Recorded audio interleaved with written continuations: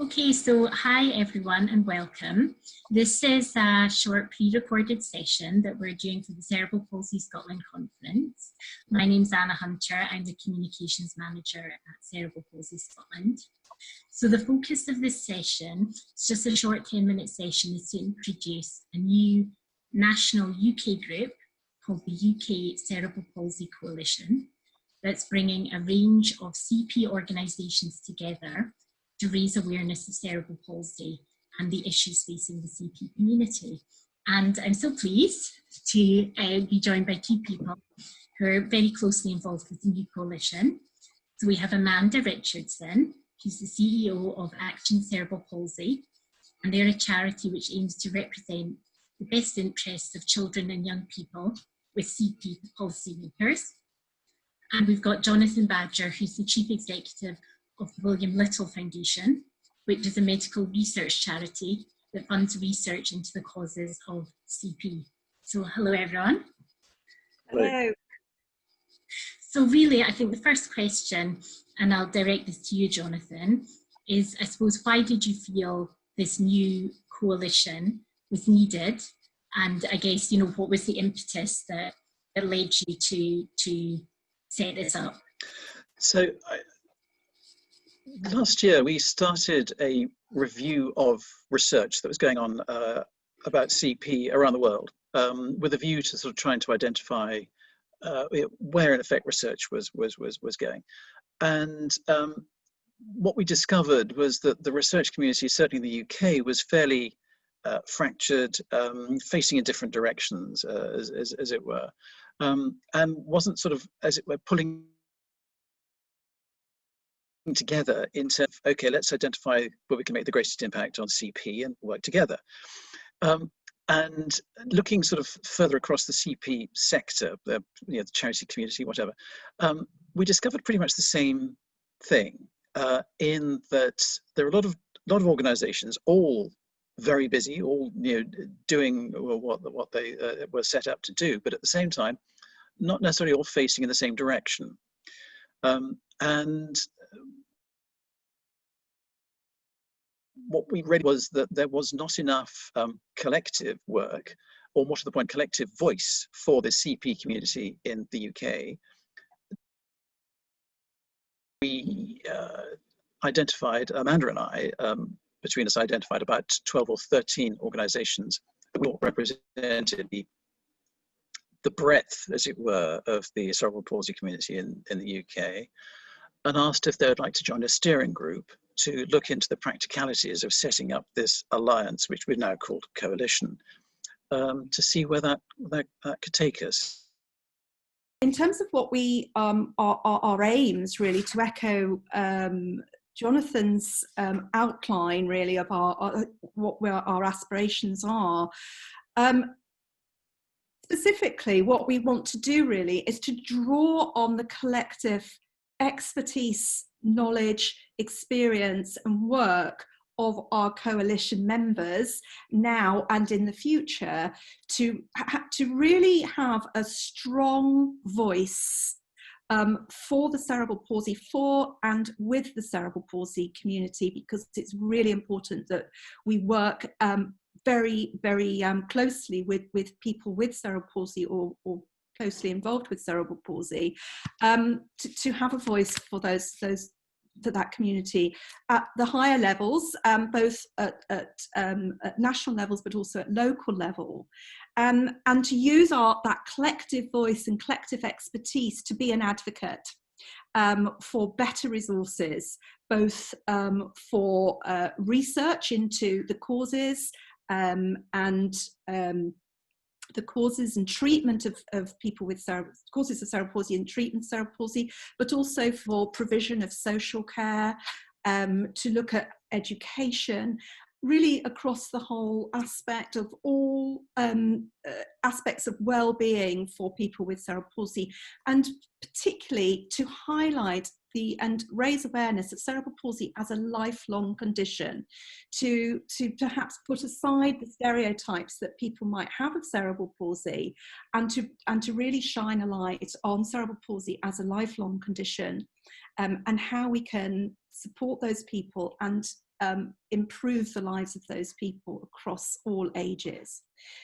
And I just wanted to ask you, Jonathan, about maybe some of, what your sort of first immediate goals that you might be looking to achieve out of those are. And I think when we spoke before, you had said that awareness raising was something that was a priority. The key really to this is that CP as a community is pretty much the same size as that with Parkinson's disease or multiple sclerosis. And yet both of those have a far greater, at this point, public awareness than we think CP does. Going back to one of Amanda's points about the pathological ignorance in many ways by many in the medical profession about the lifelong nature of CP, is to start to to drive that message through to that community. So we felt that the first sort of action, as it were, of the coalition, once we sort of form it, is to drive a major public awareness raising campaign across both the sort of professional world, but also the general public as well. I think it would be good just to go a little bit more into detail on this subject of the National Register. And I think, Amanda, it was just really to ask you, obviously that is something that's, forming quite a big priority area for this new coalition. Could you maybe just give a little bit of background as to, what a national CP register is, and why that would be of benefit, across the board for the CP community. Maybe you could give us a little bit more detail on that.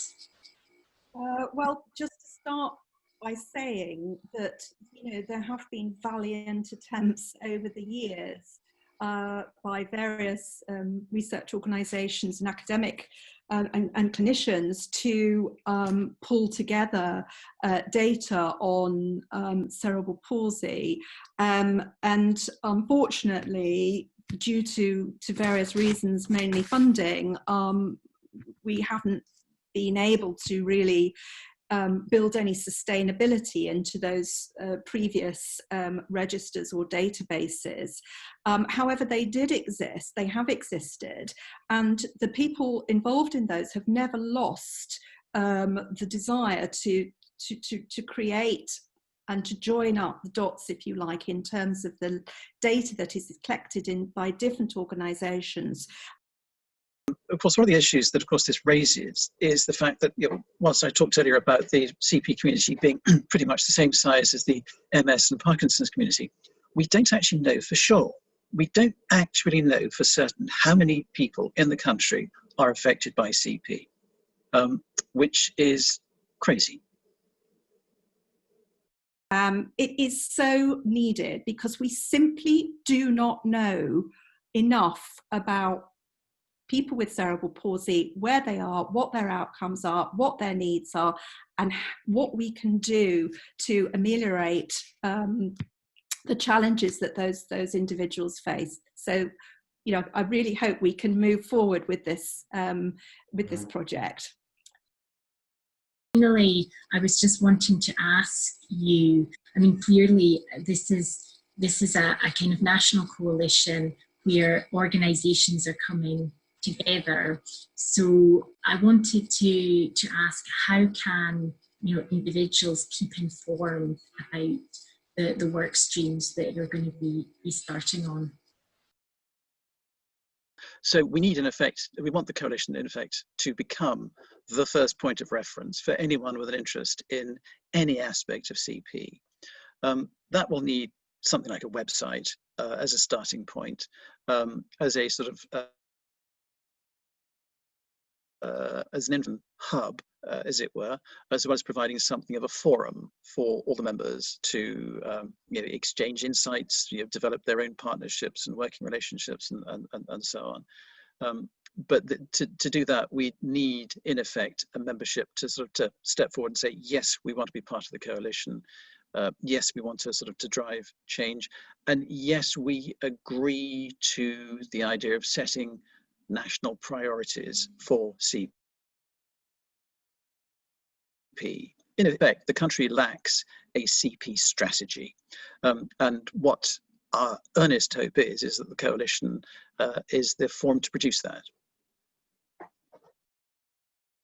Thank you so much, Amanda and Jonathan, for your time.